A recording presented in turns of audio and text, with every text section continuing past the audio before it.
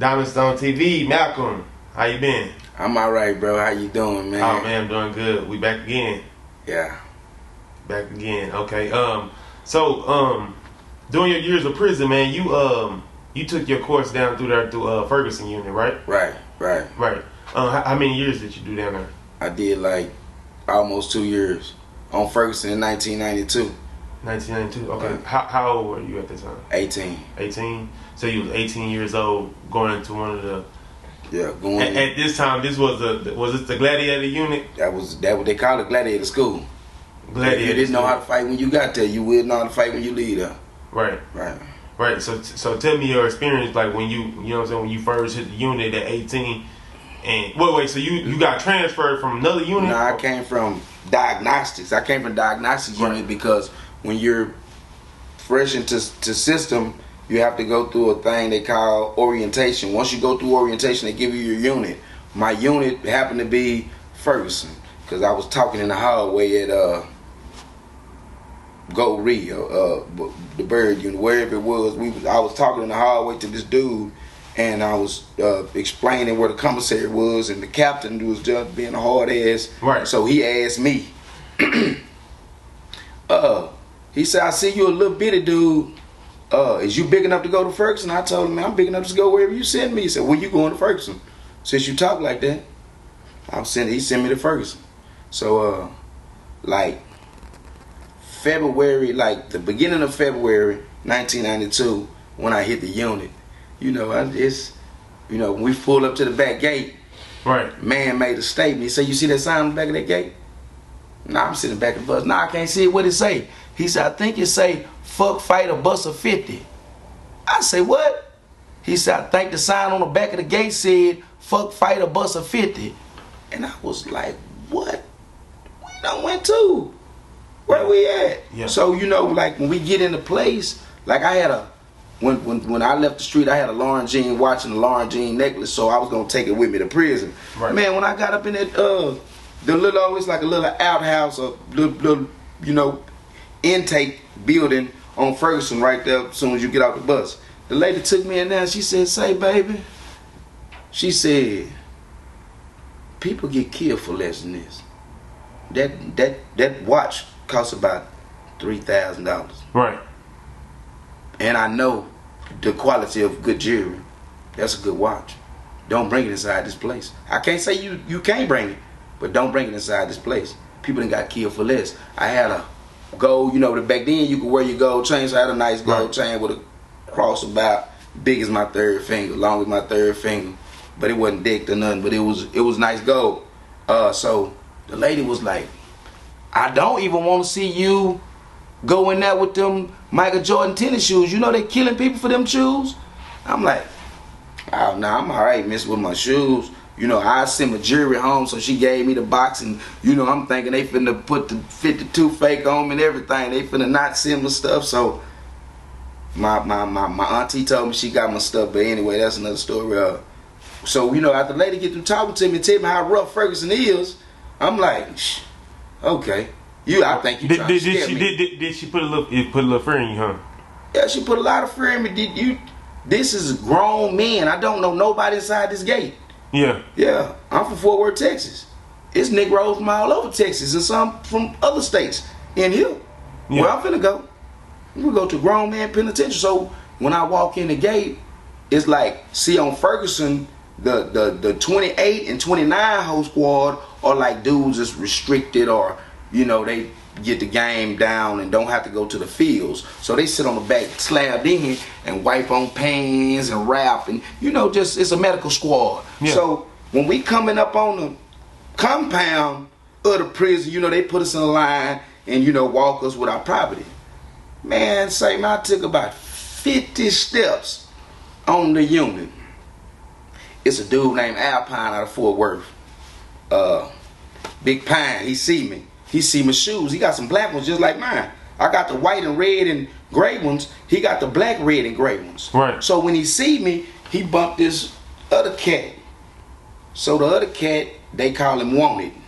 He bump him, point at me. I see him, I'm walking with the new boots, so I see him.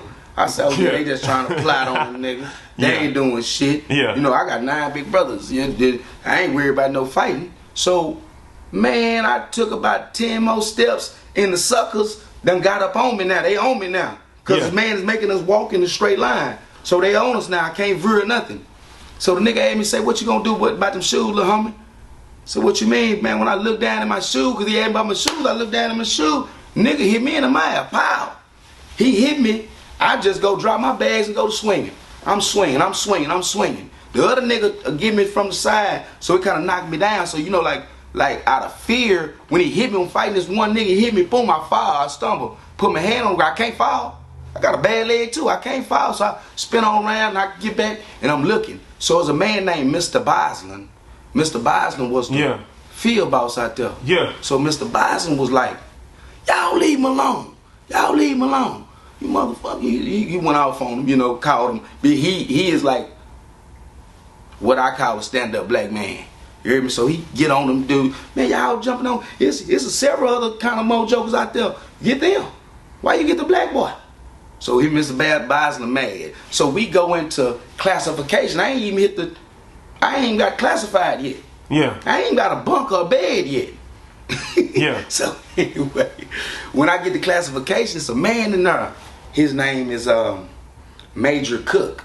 At this time, Major Cook was the major of Ferguson in 1992. Right. The father. So when we go in there, he interviewing you. So he like, oh, you came down here for aggravated assault, deadly weapon, we got rules we follow here, right? We don't protect no hoes.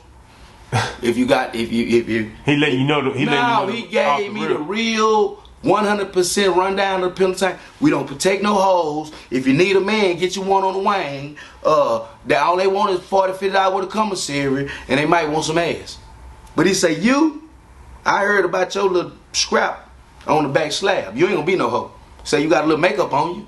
So I'm like, a little makeup, bitch. You know, this is like the most high-powered man on the unit, regardless of the warden. Because I done heard him tell the warden some stuff that put a dress on him. Right, right. This old white man is hardcore from Madisonville. So the man tell me, I know you ain't gonna be no hoe, cause you already done been on that back slab fighting. Right. He said, I done already heard about you. How long you gonna last on minimum custody? Well, my father military, so I'm all respectful. Yes sir, no sir. I'm doing everything. I'm wiggling for this joke and everything. Hear me? Yeah. So when they let me to, they give us our mattress and sheets and things of that nature and send us to the wing. I get to the wing. I ain't there a day. I ain't even got in my cell yet. I'm in the day room. So my stuff is sitting beside the picket, so I lived in 220. G220 was my first cell in prison. Right. So G220, I get to my cell and stuff. So it's a few dudes that came with me, right? And we had plotted up on the bus, we gonna be deuces. Right. We heard in penitentiary, everybody got to have a deuce. Right. So I done grabbed this dude, he was he acted like a stand-up guy. Wasn't. But he acted like one. You always run into them. Man, say this nigga was tough as leather, pancakes and suede dopies. Tough, Jack. Well, anyway, the dude, we ain't been in penitentiary. We ain't been in the penitentiary 24 hours, bro. We ain't been in the penitentiary 24 hours. They gave me a job as a janitor. So I sweep the run. Right. So I'm sweeping the run. Same dude is supposed to be my deuce.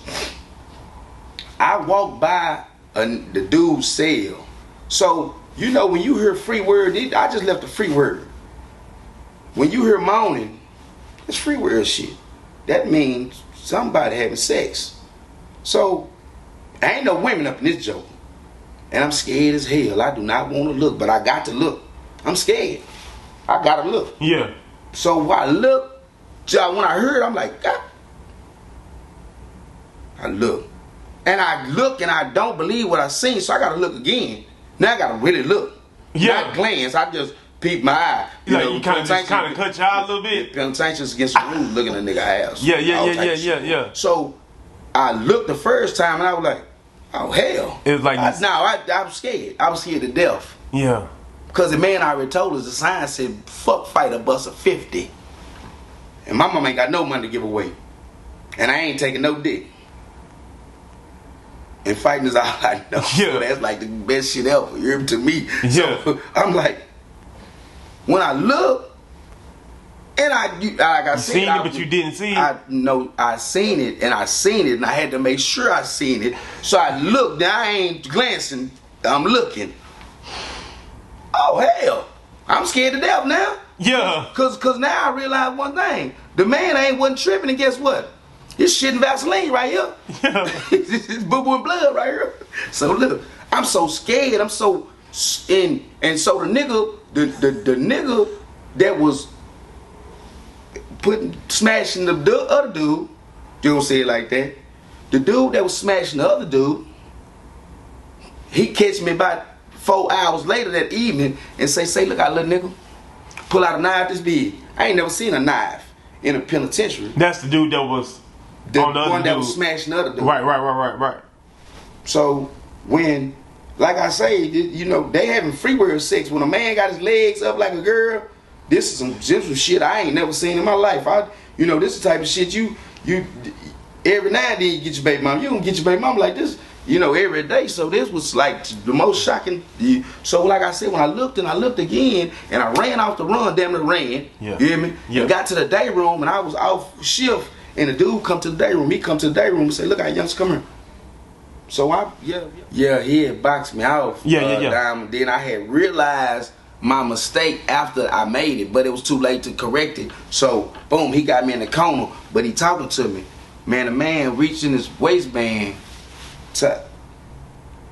and pulled out a bad baby like this. I'm talking about wide as my hand.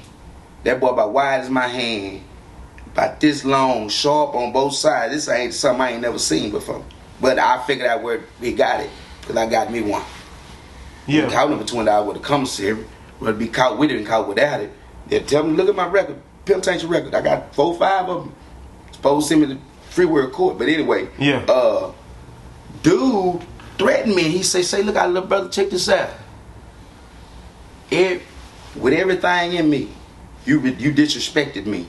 You hear me? Because you looked in my cell. I don't know if you know the rules of the penitentiary, woo, but you don't look at nobody's cell, man, that'll get you killed. So this is my warning to you, little brother. And get what? I'd seen a man in 2021, right before I came home. Oh, yeah? Yeah, I seen him on another unit. I told him about that. He laughed like a joker. But anyway. But you remember that, you never forget it. I would never forget that. That is something that's yeah. Yeah, you'll never forget that. That's the first memory of prison. So anyway, look, check this out. So like I said, the man in the box mouth, he go to talking to me. After he talked to me, bro, he like let me make it because I show him my ID card and he see I got a 60 number. So 60 numbers was like, that was like the worst thing you could have was a 60 number in 1992, and that was coming in the system. So they used to, the statement was, oh, the old 60 nigga, the old 60 nigga, and I used to be like, nigga, what you saying? I'm talking about your TDC number. Okay. Y'all don't know what's going on. Anyway, because you got to realize at that time, gangbang was brand new in the penitentiary. Right. Brand new in the penitentiary. So when we was coming from the world, we came with that mentality, and the dudes that was there had an anti-gang mentality. Gotcha. So, like I said, as I'm feeling my way through prison, my second day, I meet a boy out of Fifth Ward, love him to death. OG Pep. My nigga gave me every game in the penitentiary, saved my life. OG Pep. Saved my Pep. Saved my life. Player, real player. See, one of them dudes that he didn't look at me because I was a youngster or a new boo and go to judging me. Them dude looking, can he fight? Is he tough? He got that mask on his face. You think nigga gonna strap? I'm go charge him up. Y'all go charge him up. That's how the niggas is in prison. No, this is penitentiary. Yeah. Y'all charge him up. Y'all little. I'ma fight him. You hear me? Yeah. So we done already set the back door. So you charge him up. He gotta fight you. And he gotta fight me. So that's a back door. In 92, that's what You know, like in prison, niggas was clicking on niggas. So nigga clicking on niggas like some girl shit. What you need 3 niggas to fight me for? Nigga, I'll fight you whole ass nigga one at a time. Give me 1 minute break. Yeah, give me a 1 minute break. I'll fight every some bitch in the day room. Yeah. You know, that's a nigga attitude that's real. But a nigga that's a coward, when you come charge me up, you hear me, and I see that you got this other nigga with you, the average nigga gonna catch you. Yeah. But then a mojo that's just from that era, get what he gonna say? Alright, man, you got that. Let me get right here. I done hit you in your nose. You let me get up. Hit you in your nose. But anyway, that's how I was. I ain't never put no diamond on. I don't call no dudes out. You know, like when we got to prison, that's what they was call somebody. You know, freaking Friday, call somebody. Yeah. Nah, man, I ain't calling nobody out. Cause my brother told me if you want to start a fight, hit a nigga in the nose. I bet you start a fight. You ain't got to say. If you hit him in the nose, you gonna know if he's what he is. Yeah. Cause guess what? If you hit him in the nose, he'll fight. He gonna get him fight. Bloody nose and everything. So that's how it was on Ferguson, bro. So like my second day, like I said, Pep saved my life, man. Full-fledged ride. My second day in the penitentiary, full-fledged racial ride. I never been in one in my life. I don't know none of these Negroes in this day room. Yeah. So just imagine, I got to fight with all the Negroes, and I know about 3 niggas' names in this day room. But I ain't got no choice, cause we locked in and get what them people did with the keys. Yeah. They ran. They ran to act like they were getting some gas. They were running to get in the gas. They were running to make sure when they gas us, they don't get gas. How many people wasn't like, you know? It was probably like 140 people in that day room. And the day room ain't nothing but, no exaggeration, you can put 10 of these rooms right here together. Yeah. And it's a day room, and they put 140 people in there after showers, for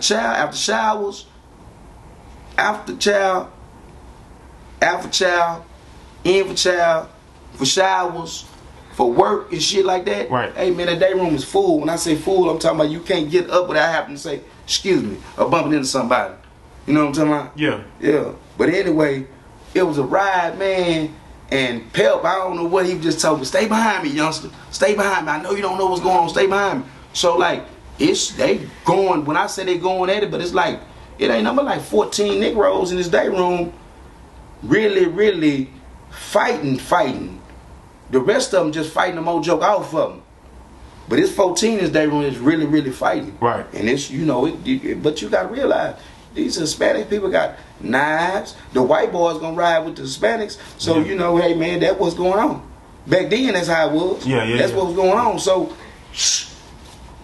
hey, when it's all said and done, it's us against them every time. And I ain't gonna lie, bro, a lot of times, in situation like that situation, when I came out of it, scariest thing you been in? At that time, probably scarier than when I got shot by the police.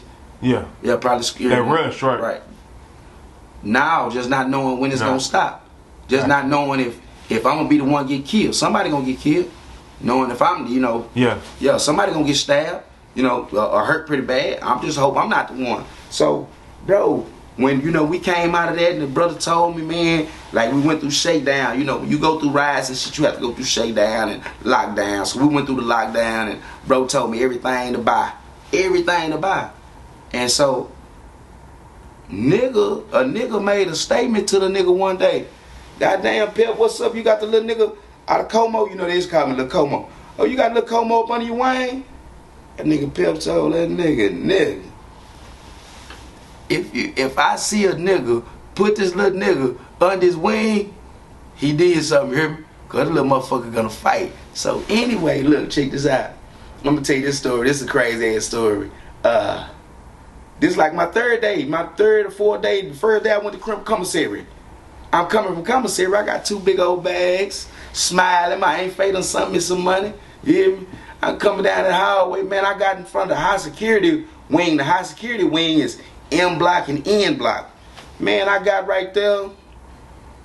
It was some boys. They had started a little penitentiary gang. It was called Texas Bad Boys. Right. On Ferguson, that was like, he was the monster. But anyway, when I got there, the Texas Bad Boys was the monster. So anyway, the boys catch me in the hallway, and one of them hit me, one of them beat for me. Bam! The other nigga grab my bags and take my bags, so he go stand over there by N wing to go in wing.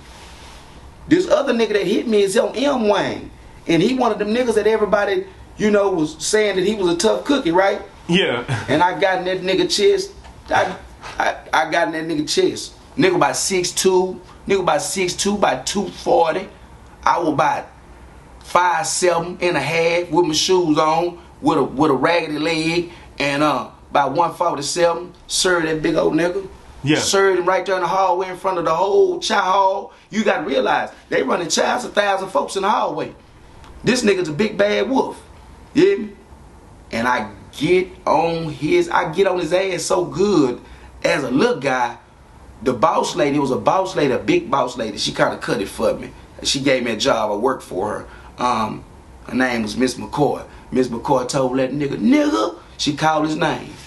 Nigga, if you don't give that nigga shit back, I'm gonna let that nigga fight you. And the way that nigga fought this nigga right here, one of the tough niggas, the way that nigga fought this nigga here, don't none of you niggas want to fight him. None of you niggas want to fight him. Get that nigga shit back. Yeah. She said, go get your shit. So it was a nigga named Dewberry. Dewberry loved me because I'm a squabble. Dewberry? Yeah, you know, he was a lieutenant.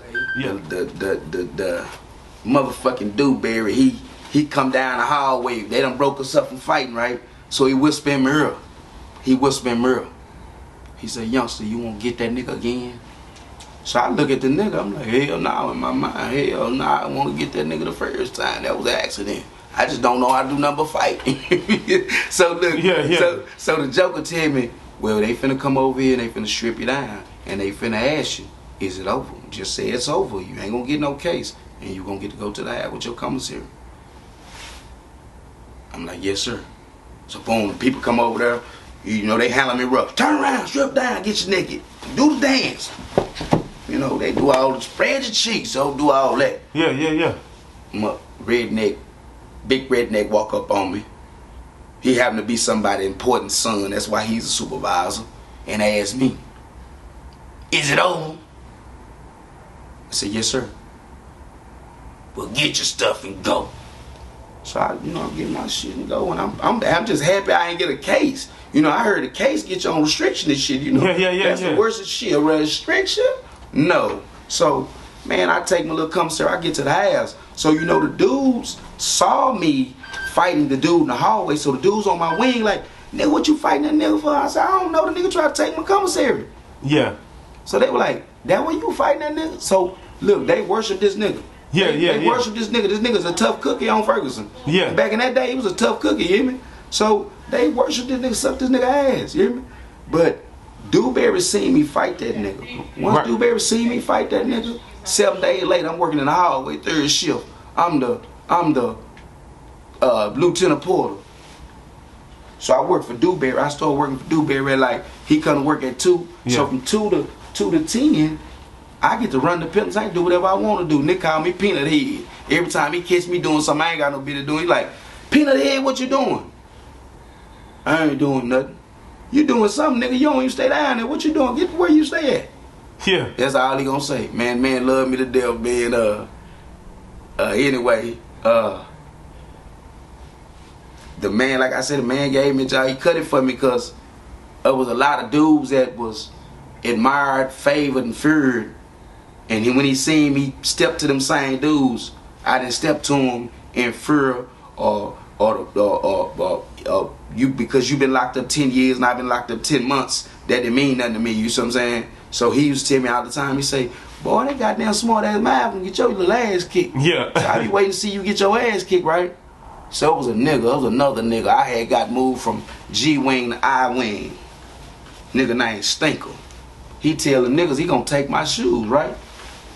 So when he tell the niggas he gonna take my shoes, he don't know the niggas out of Fort Worth. And they my partners, right?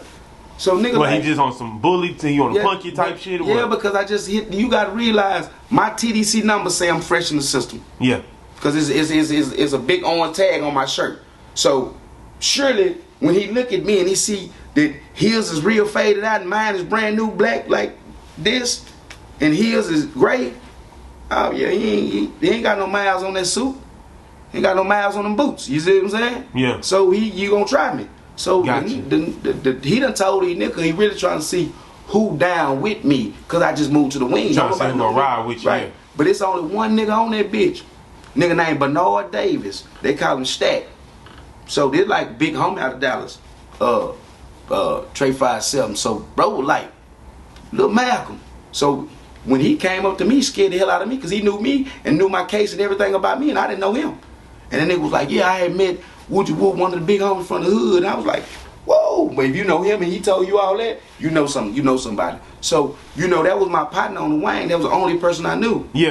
And the 2 or 3 little old dudes from Fort Worth. So when he tell the nigga they gonna take my shoes, the nigga Stack tell me, say, cuz, that nigga say gonna take your shoes. Who? That nigga they call Stinker. Who?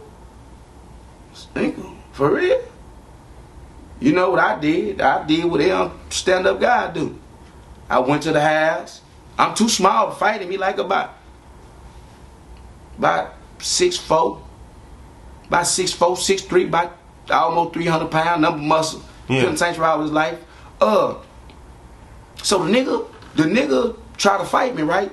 So it was a nigga named Big Ralph out of Dallas. Big Ralph was my silly. Big Ralph told that nigga, I ain't finna let you fight my silly nigga. He too small, nigga. I'll fight you. So Big Ralph like 6'7". Man, they was all scared of him on the unit.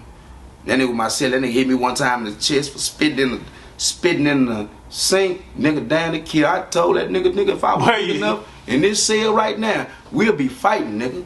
And nigga said, nah, baby, I ain't mean it like that. I said, man, I am 147 pounds. You was 340 pounds. You hit me in my motherfucking chest like that, nigga. Like you my motherfucking daddy. I'm sitting there in the corner looking at that nigga like, nigga, I'm thinking about number murder. I ain't able to fight you, nigga. So he told the nigga Stinker, nigga, if you won't fight that nigga, I'm gonna let you fight him. I ain't gonna stop you from fighting him. Ain't no man gonna stop him fighting. Yeah. But guess what? When you get through fighting him, you gonna fight me. So nigga Stinker was like, man, Big Rap, this ain't your business. Ain't got nothing to do with you. Woo, woo, woo. Yeah, but when you get called out, you got to fight though, right? You got to fight regardless. You got to be your own man. Yeah. See, ain't nobody protect you. In the penitentiary, ain't no such thing as no protection. So I know this nigga want my shoes, and he really want my shoes to the fact where he going to other niggas that hold people and tell them niggas, I got $100 for them shoes. I got $100 for them shoes. So when it came back, my partner Bernard was like, my fit, don't do what you got to do to that nigga. Yeah. And ain't nobody gonna do nothing. Ain't nobody gonna do nothing, nigga. We say we'll send for reinforcements if we have to. Man, so I went and got that. So back then, at your uniform, you had a black belt that went with your uniform. Now they don't give you black belts because so many people hung themselves with those belts. Start killing themselves. But nigga, I got that belt. Yeah. And that brand new $5 master lock. And about 60 cents worth of good high protein, that good Vaseline, that real good slick when it's like, oh, yeah. I put it on me, went to the day room, we probably going to wreck. So it don't look obvious I'm in the day room with my shirt off and got a little mist on me, you hear me? I pulled that motherfucking belt and that lock out that motherfucker, put my hand through that motherfucking head, this motherfucking lock about like this long. Went in on that nigga ass. Yeah. Yeah, what they gave me. This how much I'm done for. You know when the penitentiary don't give a damn about a nigga. People send me to solitary for 15 days. No loss of good time. No nothing. No nothing. Oh, man. Gave me 15 days. I hit that boy about 70 times. I hit him everywhere. His arms, he had so many knots on his arm. Yeah, that he would block his head. What, you just flashed out on him? I had to now because if you take my shoes, you gonna take my ass next. Fair. Yeah. If you take anything, if a nigga get anything, one thing took from him, they coming to take something else. So once you let a nigga take one thing from you, you let a nigga take everything. So you can't let a nigga take nothing, not a suit. Nigga, I give you a suit. Nigga, I know for a fact I've been in penitentiary 30 years. I gave away at least 3,000 suits. You say you hit that nigga everywhere. I hit that nigga everywhere but the bottom of his feet because the bitch ass didn't run fast enough. Yeah, I hit that nigga everywhere. And he made some shit come out of me. And from that you know what? That's why I really hate that, because that shit fucked me up so bad that it made me start doing that. See, that's how I caught my free world case. Because I became them hoe ass niggas that did that to me. They did it to me. Yeah, so I had to do it to all the other young niggas that came in. It was now Joker. Anybody that was on terror unit with me, if on Wayne with me, they gonna say one thing about Lil Mafia. Everything through that door gonna get hit. Mexican, white, black, Crip, blood, folk. I won't give a damn. Low from the hood, he gonna get hit first. He better not be from Como. But you know how many niggas out from Como? Yeah. I done ran off the unit for that gay, you know, trying to play the gay games or being too close to the officials. Man, we don't play that shit. Yeah. Yeah, nigga, like it's a lot of people that got a lot of rules in how they crip. In the penitentiary, I did one thing. Yeah. As long as you don't do no snitching, stealing, the goddamn fucking no punks, I don't give a fuck what you do. Right. Yeah. That, you know, that's my bread. That's like, you know, because that's what my mama told me. You hear me? Malcolm, everything you go down there with, yeah, bring it back with you. For 3 years, I carried them Jordans in the chain sack. I couldn't even wear them no more. Bottom blowed out dead. But I kept them. Because my mama said keep them. My mama came to see me, and I had some state boots on. She said, baby, why you ain't got no tennis shoes, all this motherfucking money? I see you. I said, I can't buy none because I still got my other shoes. What shoes? The Jordans. I said, I can't wear them. They tore up. And she just broke down crying. She said, Malcolm, that's not what I meant. I meant bring your manhood home. I don't give a fuck about what you took to prison with you. The only thing that's important and valuable is your manhood. Bring that back home. Right. That's what I was talking about, baby. I wasn't talking about no shoes. Because I was so young-minded. Man, I'd say, but my mama messed me up. She said, nah, baby, I wasn't talking about like that. I'm just saying, bring everything that's, bring it back. Everything you took down there, bring it back. Right. So for 30 years, that's all I was trying to do, bring it back. Facts. Yeah.